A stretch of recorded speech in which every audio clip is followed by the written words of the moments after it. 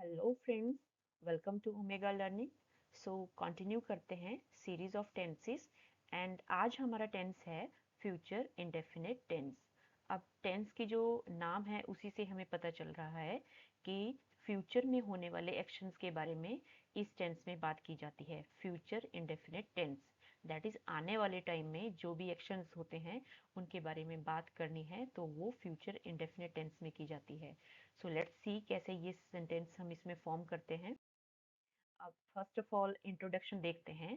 Future indefinite tense में हम ऐसे सेंटेंसेस के बारे में बात करेंगे जो कि हमारे एक्शंस के बारे में बात करता है जो आने वाले टाइम में होंगे।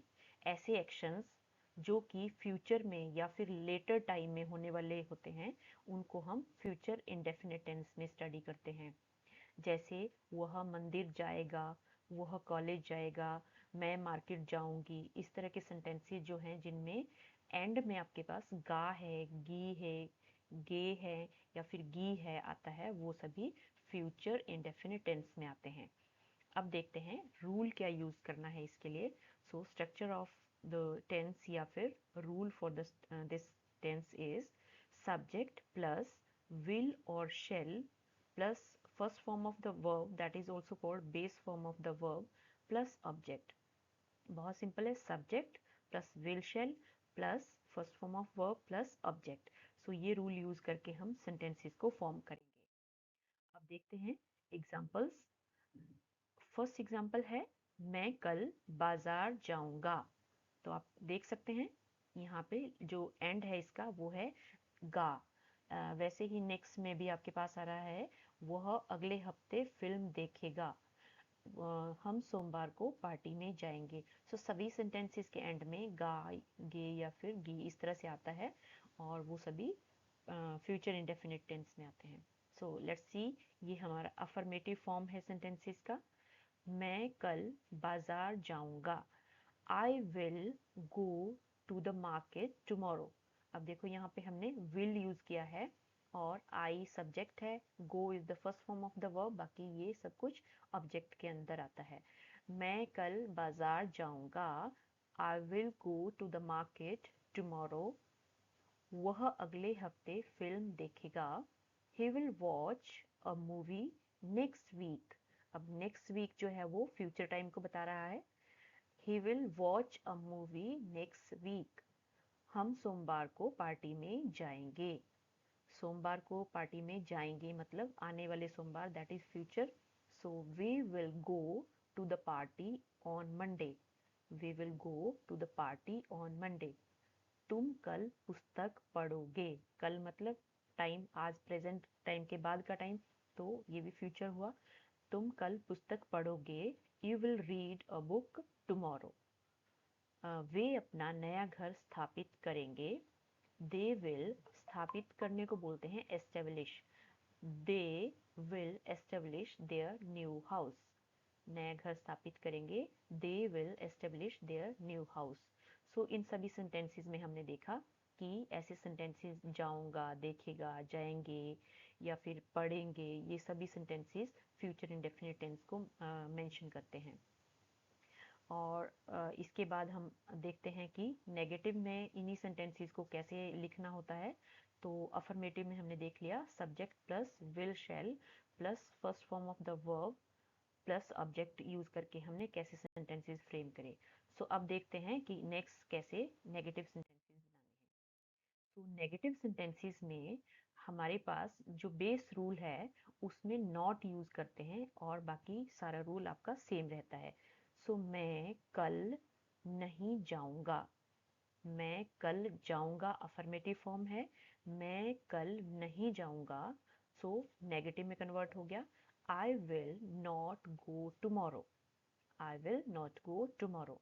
वह अगले महीने फिल्म नहीं देखेगा। he will not he will not watch a movie next month। इस तरह से हम इसको बता सकते हैं। he will not, ये जो will not है ये यहाँ पे नेगेटिव सेंस को बता रहा है। he will not watch a movie next month। Next अब हम देखते हैं हम उसे बुलाएंगे नहीं या फिर हम उसे नहीं बुलाएंगे। हम उसे नहीं बुलाएंगे। we will not call him.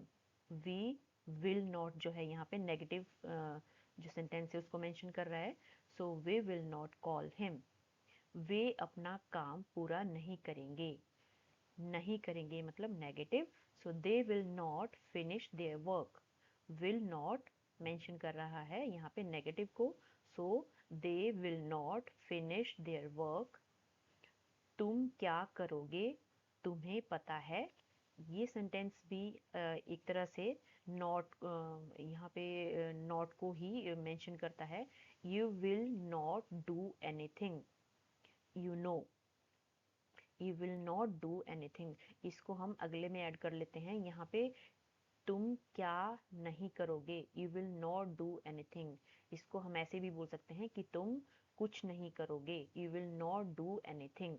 You will not do anything. So ये आपने नेगेटिव सेंटेंसेस देखे।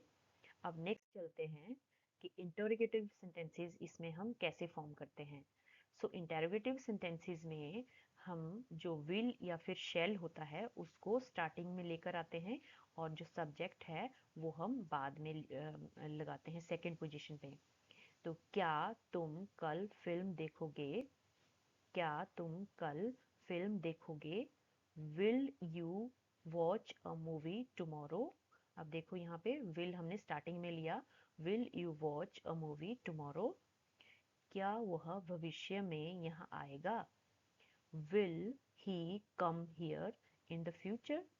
Will he come here in the future. Next है, क्या वे उसे नए रेस्तरां में खाना खाएंगे। क्या वे उसे नए रेस्तरां में खाना खिलाएंगे। Will they eat at that new restaurant. Will they eat that at that new restaurant. So ये आपका इंटरोगेटिव सेंटेंस बन गया। क्या आज क्या वह आज बाजार जाएगा।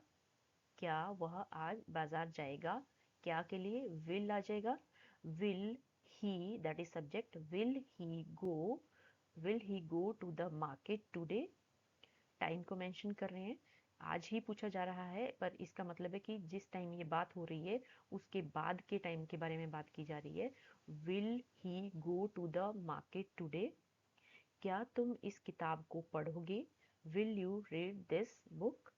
Will you read this book. So ये हमने देखा कि किस तरह से इंटरोगेटिव सेंटेंसेस फॉर्म हुए। जब हमें श्योर नहीं होता है कि जो भी एक्शन है फ्यूचर में पक्का ही होने वाला है, तो हम शेल का यूज करते हैं। और शेल यूज होता है आई और वी के साथ। जब हमें बहुत क्लियरली पता नहीं होता है कि ये काम होना ही है फ्यूचर में, तो हम शेल को यूज करते हैं आई और वी के साथ। आई और वी के साथ हम शेल का यूज करते हैं। सो यहाँ पे मैं इसको हाईलाइट कर देती हूँ। I we is used, I shall is used with I and we. And जो विल है अदरवाइज हम विल का ही most of the time use करते हैं सब्जेक्ट्स के साथ। सो जो सब्जेक्ट्स जिनके साथ विल का यूज हम करते हैं वो मोस्टली हमने सारे कर लिए। I you we, I you he she it we they. ये सभी सब्जेक्ट्स या फिर कोई नाउन, सिंगुलर नाउन या प्लूरल नाउन, उनके साथ हम विल का यूज करते हैं।